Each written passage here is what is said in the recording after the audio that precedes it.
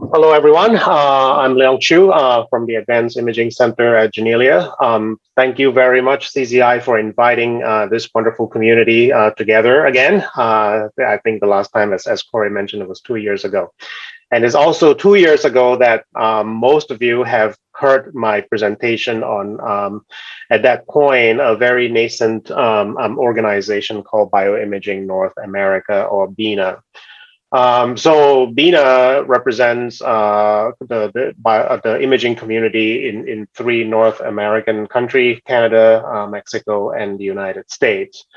And it was formed in February of 2018. So we're only a 3-year-old organization.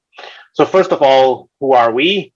As I mentioned before, BINA is a network that brings together leaders in optical imaging, not only core facility personnel, but also tool developers and image data analysts across Canada, the United States, and Mexico, with the hope of working together to improve all aspects of modern microscopy.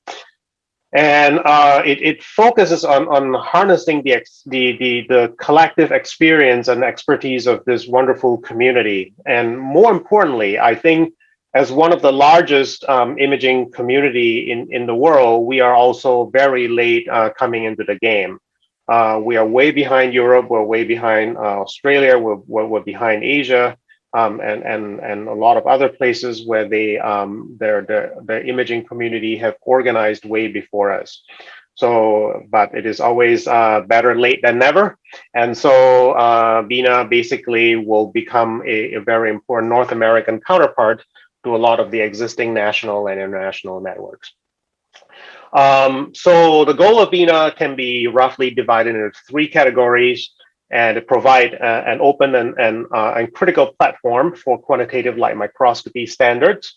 And a lot of these you're going to hear more in the second half of this presentation when Alison North will give you a little bit more granularity on all these initiatives. And then the second pillar of BINA is to establish training and educational program in bioimaging technology, as well as core facility management. We believe that core facility remains the most important front line that connects imaging scientists to the biological user community at large. And then last but not least, we want to also aim to develop programs and advocate for professional recognition of all imaging scientists. And since the inception in 2018, we have been struggling for the first couple of years, as most young organization would, as you would imagine, how to get started. Without funding at the time, we decided that we can start working on a website, and we develop emails on a regular basis to share with our members about educational information, link people are interested in, also, for example, available job opening and things like that. We also created job shadowing programs. Some of the CZI imaging scientists at the time has visited other BINA lab, which I'm pretty sure Alison will talk a little bit more about that. And we also think that at that point, we can basically provide a North American counterpart as a dialogue partner with imaging networks all over the world, especially also for global bioimaging. We are also very lucky to have several of our peer or sister network in the UK, the BioImaging UK, for example, to address the needs of our members during the pandemic, and creating quite a few of our virtual community discussion during the early years of BINA. And then we set up a lot of increasing numbers of active working groups to address specific areas of needs. So these are things that we thought we could do while we continue to look for avenues to secure support. And we also thought not just for their sponsorship, but it is actually an extremely important element of building a imaging community in North America is to actually involve our industry partner. And so we invited quite a lot of companies to become sponsors, and more importantly, to become active members of BINA, so that they can share their technology with us. And here are some of the supports that we have received over the last few months, actually. And of course, we're here because of CZI. And as Vlad mentioned, late last year, we were extremely elated to receive a 2-year support from CZI. And the grant is now administered through Moritz Institute at the University of Wisconsin. And we have made Kevin Alisieri our PI for the grant. Kevin is also on the BINA Executive Committee and has also recently been named the co-chair of BINA. And with this influx and injection of funding from CZI, now we can really begin to realize a lot of the things that we have planned to do. And this, again, a very high level overview, and Alison is going to go more into detail. And we're going to support and run a lot of the regional meetings and workshops. And we will create avenues for exchange of expertise and visit as a continuation of job shadowing program and further initiative. And some of the things that we have already kicked into action is we have purchased the metrology suitcase from France. And this is a collection of tools, protocols, and procedure for quality control. And so that we can start shipping this out to any core facility or any imaging scientists who are interested in standardizing the quality control. And we really hope that the community, especially for those who have just heard about BINA for the first time today, to get involved in the various working groups. And we will continue to expand the number of working groups when a need arises. And there will be professional development activities, core facilities leadership courses, as well as management training courses will be forthcoming.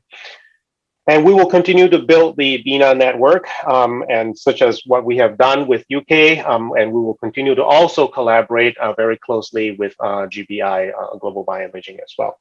And with the funding coming in, we are now ready to actually open up 2 full-time positions that will help us organize a lot of this effort that I have just mentioned in the previous slides.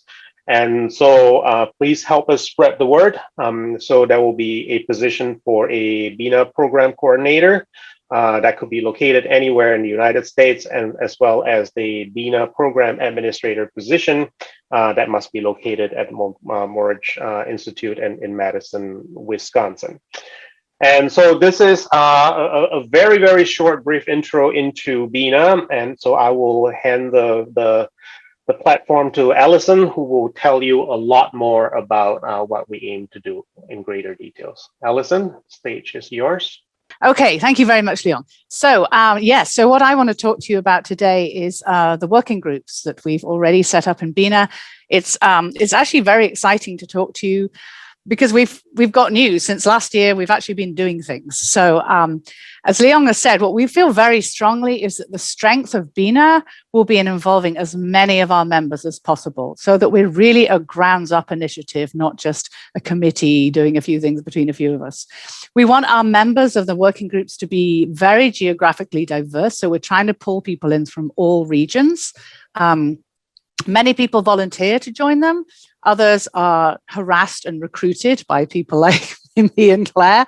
If any of you volunteered last year to join, and some people emailed after last year's meeting, and I'm terribly sorry if I haven't got back to you. So we always welcome anyone who wants to get involved. Let's just say that. So please write again. That would be great. We have at least one member of the executive committee assigned as a liaison to every working group, so we can coordinate things. And soon, of course, we'll be coordinating with the staff, which is just fantastic. We also realized, as Leon said, that all these other countries had international networks, and also there's global bioimaging and Euro bioimaging. And so what we really didn't want was to be just reinventing the wheel and duplicating efforts that are already out there. So on our working groups, we've actually brought in what we call international advisors, as many of them, so that we can make sure everything is coordinated. And we also want to have working group members representing all sectors of our imaging community, including especially the corporate members. So just to take you through the ones that are already set up, first of all, there's the communications working group, which is chaired by the excellent Michelle Atano, who you all know or will do by the end of the meeting. And I really want to shout out to this group in particular because they're kind of behind the scenes and get very little glory. And they were the first group. Without them, we'd never have got anything up and running. They set up the website, the email lists, member lists, social media, sponsorship, all kinds of stuff, and Twitter as well. And I want to personally thank Michelle because she got me onto Twitter. So now I know where the snowy owl is in Central Park every night. I've seen it twice. So they've done an amazing job. So much hard work. Big shout out. As Leong said, we've copied this idea from Elmi, who were already sending out a monthly newsletter that I found incredibly useful. So this is what we send out to our members. We hope they find it useful. It's just really a list of what's going on, what's up and coming, including jobs, conferences, etc. I have to whisk through these so much quicker than I would like to. So forgive that, please, if you're on the call and you remember these groups. Our second working group to be set up is our quality control and data management group, which is headed by the absolutely fantastic tour de force Katerina, who again many of you know or will know by the end of this meeting. And Katerina and her team, she's recruited the most amazing team of people, including several people from abroad who we brought in because we realized lots of these initiatives on quality control were already happening in Europe as well. So we've brought them in. And the aim is to improve reproducibility and rigor by being able to reuse image data, by having better metadata, better methods reporting, and promoting and disseminating guidelines and so on. It's all up here. This has been going a while. This is Katerina's main focus of her work, and she has seen the power of harnessing all the BINA members. So this is really fantastic. As you can see on the second point, we're working closely with QUREP. So for those of you who don't yet know about QUREP, I think you'll have heard it announced recently. This stands for Quality and Reproducibility in Light Microscopy. And this is, again, a community-driven initiative that sprung up really from ELMI meetings in Europe to establish guidelines for quality assessment and so on. So we're thrilled to say that the white paper has just come out on arXiv and is under review as a publication at the Journal of Microscopy at the moment. And one of the first authors on this is Ulrike Boom, who I think is on this call as well. Ulrike and Katerina have pushed and pushed and pushed those of us on the group to really get on with our work. It's been exhausting, but it's amazing. Now we have these papers coming out. It's fantastic. So we're going to send a correspondence article soon, a shorter article to Nature Methods. In addition to the QUREP work, we also have two papers coming out very soon from Katerina, her lab, and the BINA Quality Control and Data Management Working Group, which are really going to be setting the standards for microscope metadata and tiered guidelines towards this. And again, I don't have time to talk about this, but it's incredible. This is all happening. Very exciting. All right, thirdly, we have our diversity and inclusion working group. This is chaired by Giselle Georgie at Merit, and she brought in as a co-chair Feather Eyes from UC Berkeley, which is fabulous. Feather was a student on my Woods Hole course a couple of years ago, and she is a huge personality and just fabulous. So this is all going ahead. The idea is to provide access for imaging scientists from underrepresented groups, give them training and work experience, and encourage mentoring and information sharing and so on. I do want to, though, highlight as well that we're also thinking very much about geographically remote imaging scientists and linking them together. And this became very obvious in the virtual community discussions that were held last spring between BINA and BioImaging UK about how to open facilities during COVID. There are many, many single staff facilities out there who feel very isolated and really appreciate being linked together. So we want to also focus on those people. But what's been happening? Well, already there were events in 2020 that BINA sponsored, a breakout session in Holly Aaron's AIM meeting every year, which was very exciting. And also they launched their Black in Microscopy Twitter site, which is being very successful. But now I want to move on because just this last month, we've had the first official CZI sponsored BINA D&I working group event, again at Holly's UC Berkeley Advanced Imaging Methods session workshop. They had this amazing breakout session about well, you can see it's written there. I'm not even going to read it all about, but about BIPOC scientists. And I listened to the session, which is recorded, and you can access the link. Really inspiring talks. We want to repeat this very soon, or maybe even rebroadcast them and just link people to watch these incredible talks and get people discussing this properly. So there's a lot going on there. All right, the Training and Education Working Group is another really exciting one. This sprung into action last June. This is chaired by Kate Luby Phelps from Texas. And Kate is she's reminding me of the train from the movie Unstoppable, that she's now flinging so many ideas at us that I've had to ask her to put the brakes on it a little bit until we have our new being a program officer in place, because I can't keep up personally. What we really wanted to do, as Vlad was saying, we want to collect together existing links from all over our community to training materials. So there are various sites that have already been put together, like Jennifer Waters' excellent sites, the Microlist one, and so on. But what we wanted to, we realized that there's lots of information out there, guidelines, manuals, homemade manuals, videos, whatever, that people could, if we could just get them all brought together, it would really help people, particularly in the whole COVID crisis. We do want to evaluate them, as Vlad said, some kind of Rotten Tomatoes scheme, though I want to call it Rotten PSF, something like that. And then hopefully we can work together with the communications group to really promote the dissemination of all of these throughout the entire community. After this, the important bit is going to be to survey the BINA community to understand what other kind of training and education needs do we have. So as I say, we really started out with promoting, just getting things up as fast as possible during the COVID crisis. And then we're going to move towards refining these in the future. And so actually in early February, we launched the new training resources webpage. And this is very nice. I don't have time to go into it, but it's fully searchable and already a great resource, I think, for BINA members. Okay, and then two more working groups that we talked about last year have taken a little longer to get online, understandably, with the COVID crisis, but they are now getting up and running. So the Image Informatics Working Group is being chaired by Thomas Pengo in Minnesota, and the EC liaison, no surprise, is Kevin Elisari. And this is all everything to do with image analysis and imaging data sets and storage, acquisition, dissemination, whatever. It's under formation. I know several of you last year on this call said that you would be interested in joining this group. Thomas has already been reaching out to some people, again, internationally as well as nationally. If you are interested, please contact Thomas or Kevin yourselves as well, because I think the more people we have on this group, the better. And then finally, the Corporate Relations Working Group. We think this is a very important one. Again, we strongly believe that the corporate commercial members of BINA are just as important to the success of our mission as the academic members. So Civic Innocent, as many of you know, she was starting out heading up this group, and we decided it's such an important group that we wanted to bring in a co-chair. So I recently persuaded Holly Aaron from UC Berkeley to take this on as well, and she's graciously said yes. So we're just getting started with that. Simon and I are the liaisons on this.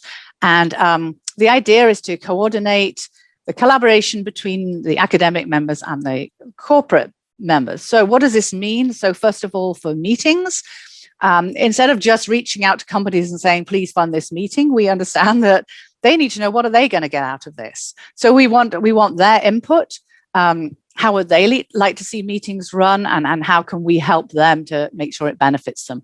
Also, other kind of programs, how to test out equipment, how to, if you're thinking of buying something or you're wanting to put in a grant application, can we cut down the number of expensive in-house demos? Can we link people with someone else who has that equipment? Can we link somebody who's just bought the equipment with somebody who is experienced in it so that they can really hit the ground running and get things moving faster?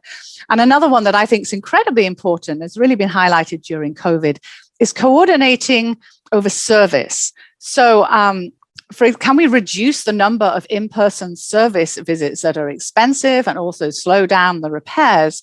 So for example, during the COVID crisis, I had just bought a new instance SIM for my lab, and our lasers have been drifting around for reasons I won't go into, but Visitech are based in the UK. They couldn't suddenly fly over here because of COVID. So we persuaded them to train up one of my staff, and they realize how unbelievably competent she is and how easy this was. So now they won't need to come out in person as often. This is going to be incredibly helpful for people in geographically remote areas like Mexico. And it's going to help the companies. It'll cut their costs. So these are just some examples of the kind of initiatives where we think that working with the companies can really profit everybody all round. So that's the only working groups we have so far. There are many ideas for adding in the future.